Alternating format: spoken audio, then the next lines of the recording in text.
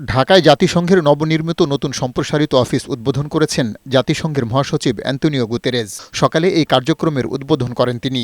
এ সময় তার সাথে ছিলেন শিল্প ও গৃহায়ন উপদেষ্টা আদিলুর রহমান খান, পরিবেশ উপদেষ্টা সৈয়দা রেজওয়ানা হাসান সহ জাতিসংঘ ও বাংলাদেশের উচ্চপদস্থ কর্মকর্তারা।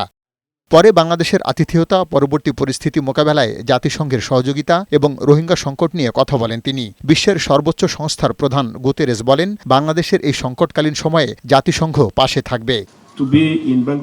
বাংলাদেশ বর্তমানে একটি সংকটকালীন সময় অতিবাহিত করছে, যেখানে গণতন্ত্র ও মানবাধিকার প্রতিষ্ঠা মূল চ্যালেঞ্জ। জাতিসংঘ বাংলাদেশের এই সংকটকালে সব ধরনের সহায়তা দিয়ে পাশে থাকবে।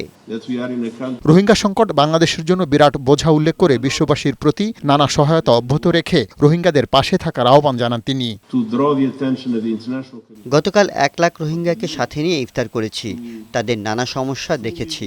তাদের খাদ্য সহায়তা অব্যাহত রাখা জরুরি। আমি বিশ্বের সব দেশের প্রতি আহ্বান জানাবো এই সহায়তা অব্যাহত রাখতে। জলবায়ু পরিবর্তনের ঝুঁকি মোকাবেলায় বাংলাদেশে নেওয়া পদক্ষেপেরও প্রশংসা করেন অ্যান্তোনিও গুতেরেজ। 4 দিনের বাংলাদেশ সফরের দ্বিতীয় দিনে আরও নানা কর্মসূচিতে অংশ নেবেন জাতিসংঘ মহাসচিব। পার্থ রহমান, বৈশাখী সংবাদ, ঢাকা।